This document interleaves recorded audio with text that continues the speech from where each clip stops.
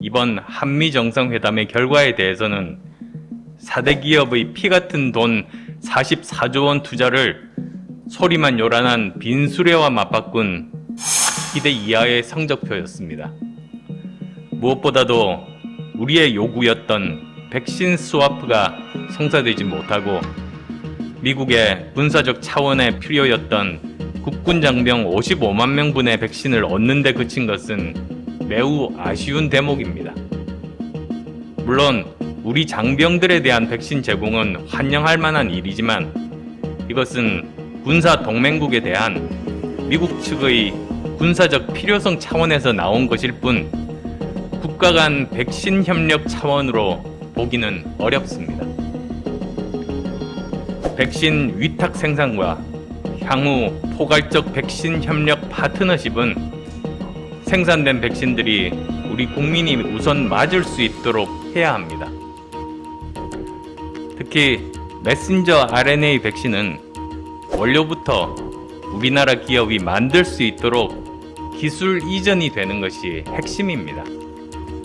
이 모든 것이 확인되고 확정되어야 백신 외교가 진정으로 성공했다고 평가받을 수 있습니다. 대한민국과 미국은 자유와 인권, 민주주의를 위협하는 어떤 세력에도 굴하지 않는 세계에서 가장 튼튼한 동맹으로 발전해 나가야 할 것입니다.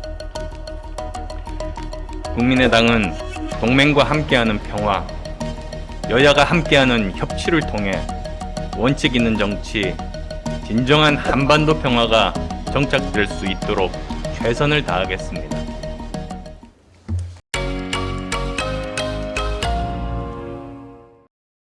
어제는 고 노무현 대통령의 12주기였습니다. 노무현 대통령은 평생을 지역주의 타파에 바치고 진정으로 반칙과 특권 없는 세상을 꿈꿨던 분이셨습니다. 노 대통령은 지지자들의 엄청난 반대를 무릅쓰고 국익을 위해 한미 FTA를 추진하고 이라크 파병과 제주 해군기지 건설이라는 결단을 내렸습니다. 협치를 위해 야당에 총리 지명권과 내각 구성권을 주겠다는 파격적인 대연정을 제안하기도 했습니다. 대통령 권한을 내놓더라도 야당의 협조를 통해 대한민국을 위해 필요한 정책들을 실행하기 위해서였습니다. 즉, 진영과 정파의 이익보다는 국익을 생각하고 자신의 정치적 유불리보다는 정치의 정상화와 국가의 미래를 우선시했던 냉철한 현실 인식과 실용 정신을 가진 대통령이셨습니다. 그런데 그 후계자를 자처하는 이 정권은 어떻습니까? 특권과 반칙 없는 세상을 만드는 게 아니라 스스로가 특권과 반칙의 주체이자 몸통이 됐습니다. 온 국민의 가슴을 멍들게 했던 조국 전 장관은 아무런 반성 없이 지금도 자기 합리화에 바쁘고 내각은 내로남불 인사들로 가득 차 있습니다. 윗물에서 악취가 나니 공직사회도 썩을 대로 썩었습니다. LH 임직원들과 공직자들의 땅 투기도 모자라 유령 청사를 만들어 아파트 특별 공급 혜택을 받아 수억 원씩 시세 차익을 봤다는 의혹까지 나오고 있습니다. 어디 그뿐이겠습니까? 소득 주도 성장과 부동산 정책을 비롯한 이 정권의 무능은 사람 사는 세상이 아니라 사람 잡는 세상을 만들었습니다. 한마디로 노무현 대통령의 후계자를 자처하는 사람들이 반칙 없이는 생존할 수 없고 특권 없이는 부자 될 수 없는 최악의 반칙과 특권 공화국을 만들고 있는 겁니다. 그들은 노 대통령 살아생전에 자신들이 돌을 던졌던 일은 감추고 봉하마을로 내려가는 쇼를 하고 있습니다. 노무현의 못딱 이룬 꿈을 계승하겠다고 하면서 실제로는 노 대통령의 꿈을 망치고 있습니다. 한마디로 어불성설이자 눌린 돼지머리가 웃을 일입니다. 이런 언사들은 노무현을 팔아 자신의 정치적 이속을 챙겨보겠다는 장사꾼 신보, 정치꾼 신보에서 나온 것 아니겠습니까? 화려한 말잔치로 국민들을 속일 수 있다는 잔꾀 아니겠습니까? 진정 노무현의 못다 이룬 꿈을 계승하려고 한다면 지금부터라도 자유, 민주, 법치국가, 특권과 반칙 없는 원칙 있는 대한민국을 만드는데 진력하시기 바랍니다. 노 대통령 12주기를 맞아 특별히 문재인 대통령께 부탁드립니다. 정치가는 다음 세대를 생각하고 정치꾼은 다음 선거를 생각한다는 말이 있습니다. 노 대통령은 대한민국 대통령으로서 냉철하게 국가의 이익을 생각하신 정치가였습니다. 문 대통령은 이제 1년도 채 남지 않은 기간만이라도 정치꾼이 아닌 정치가로서, 친문의 수장이 아닌 대한민국 대통령으로서 책임과 의무를 다해 주시기 바랍니다. 문재인 정권의 임기 마지막 해에 이루어진 이번 한미 정상회담의 결과에 대해서는 기대와 우려가 공존한다는 것이 냉정하고 객관적인 평가일 것입니다. 우선 이번 정상회담을 통해 문재인 정권은 지금까지의 탈선 외교에서 다시 원칙 외교로 귀환하는 계기를 만들었습니다. 문재인 정권은 지난 4년간 지나치게 이념에 빠져 탈미, 친중, 친북적 외교 안보 정책을 고수해 왔습니다. 결과적으로 한미 동맹은 약화되고 일본과는 최악의 관계가 되고 중국으로부터는 무시당하고 북한으로부터는 모욕을 당했습니다. 국제적으로 외교적으로 고립되는 결과를 초래하고 대한민국 국익에 엄청난 손실을 끼쳤습니다.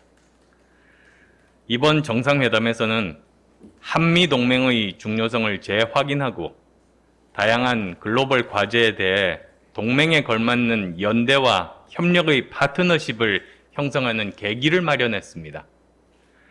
반도체, 백신, 원전 등 첨단 기술 투자와 공급망 재편의 협력을 통해 양국이 첨단 기술 동맹의 단계로 발전할 수 있는 접점을 찾았다는 점에서도 의미를 부여할 수 있습니다. 특히 한미 미사일 지침의 종료로 미사일 개발 족쇄가 풀린 것은 늦었지만 크게 환영할 일입니다. 한미 미사일 지침의 종료는 자주국가로서의 첨단 방위력 증진, 항공우주기술의 개발 등 우리나라 과학기술 발전에 중대한 기회와 계기를 제공할 겁니다.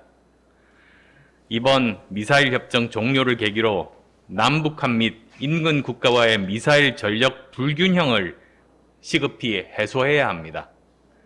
만일 북한이나 주변 국가의 눈치 보며 비대칭 전력 극복에 반대하는 자가 있다면 그 자들이야말로 자주국가를 부정하는 21세기 사대주의자라는 것을 스스로 자백하는 것입니다. 앞으로 문재인 정부는 남은 임기 동안 우리의 군사 주권적 권리를 확보하고 자유민주 진영의 일원으로서 책임과 역할에 최선을 다하는 모습을 보여주어야 할 것입니다. 내실로만 따지면 외환내빈 4대 기업의 피 같은 돈 44조 원 투자를 소리만 요란한 빈수레와 맞바꾼 기대 이하의 성적표였습니다. 무엇보다도 우리의 요구였던 백신 스와프가 성사되지 못하고 미국의 군사적 차원의 필요였던 국군 장병 55만 명분의 백신을 얻는 데 그친 것은 매우 아쉬운 대목입니다.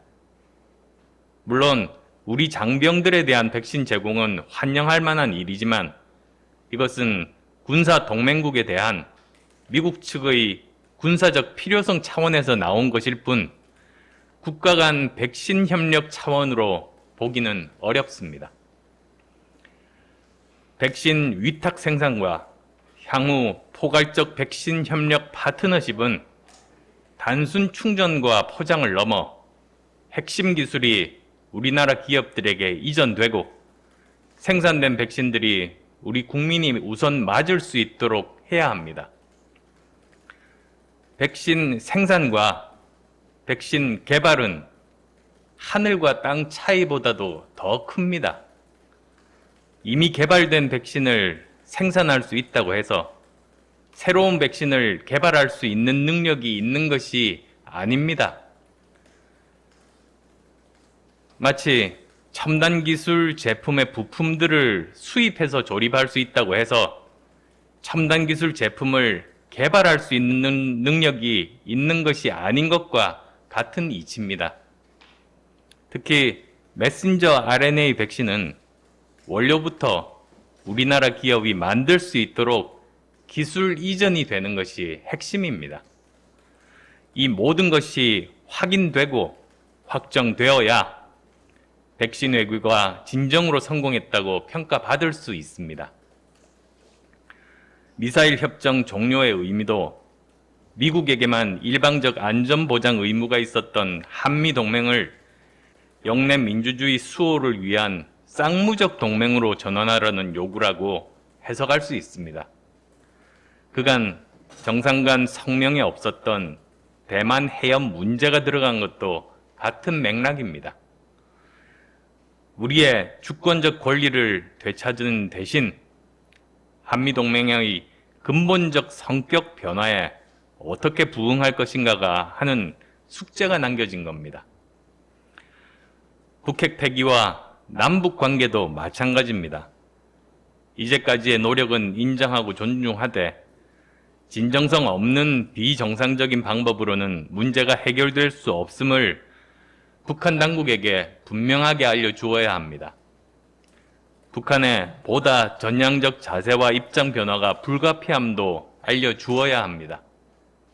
정부는 북한 당국에 한미 정상회담 결과를 진솔하고 가감없이 설명하기 위해 평양 특사를 제안하는 것도 검토해 보기 바랍니다.